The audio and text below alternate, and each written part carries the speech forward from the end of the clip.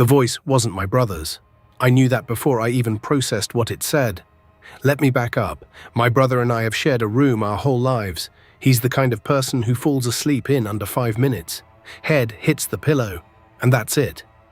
I've always been a little jealous of that. I lie there for an hour sometimes, staring at the ceiling, listening to him breathe. It's just how it is.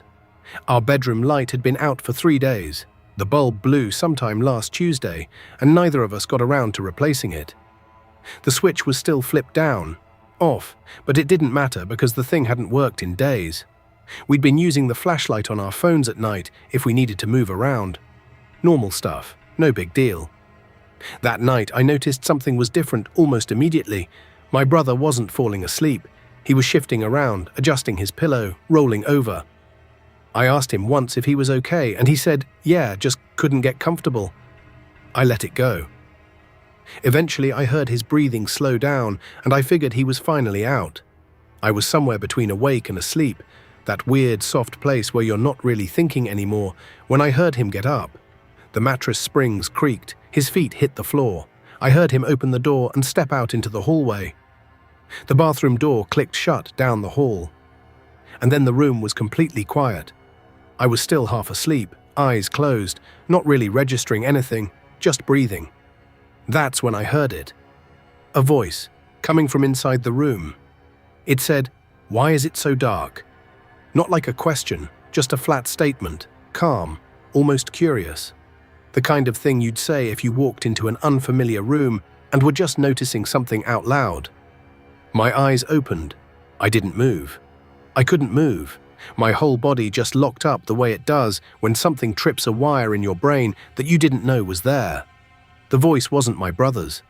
The pitch was wrong. The texture of it was wrong. My brother has a voice I've known my entire life. I can pick it out of a crowd, half asleep with headphones in. Whatever spoke in that room, it was not him.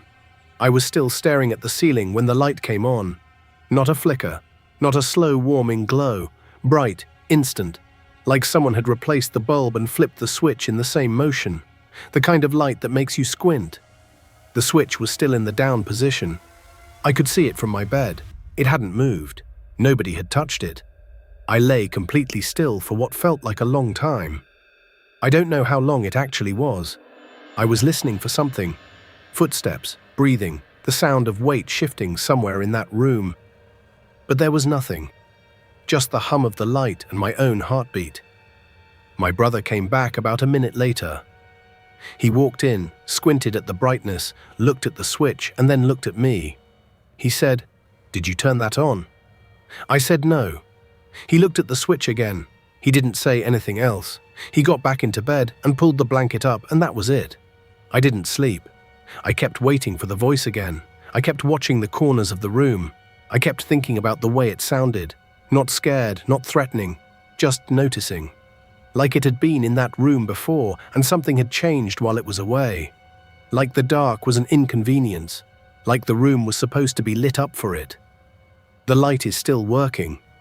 3 days dead, and now it works fine. We haven't replaced the bulb. My brother doesn't want to talk about it. He keeps saying the light must have had a loose connection and it just corrected itself. That the voice was probably something from outside bleeding through the wall. He's working really hard to explain it. I keep thinking about what it said. Not why is someone here? Not who are you? Just why is it so dark? Like it already knew the room. Like it had been here long enough to notice the difference. I checked the light this morning, still on. Neither of us turned it on before bed last night. Follow if you want to hear more stories like this. I have too many.